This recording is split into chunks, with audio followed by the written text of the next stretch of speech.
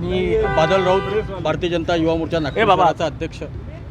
या ठिकाणी आज भारतीय जनता युवा मोर्चा उत्तर नागपूरच्या वतीने जरीपटका पोलीस ठाण्यासमोर बंटी शेळके, जो काँग्रेसचा माझ्या हिशोबाने तर दलालच आहे, ज्याची स्वतःच्या प्रभागात लायकी नाही, ज्याची स्वतःच्या वार्डात लायकी नाही, तो तिथल्या नाल्या सोडून उत्तर नागपूरच्या हुडको कॉलनीमध्ये नाल्या लोकांच्या बघायला त्यांनी आपल्या विधानसभेतील आधी जनसामान्याच्या समस्या आहे त्या सोडवाव्या, नंतरच दुसऱ्या विधानसभामध्ये जावं. आज कोणत्या टाईपनं आंदोलन काय?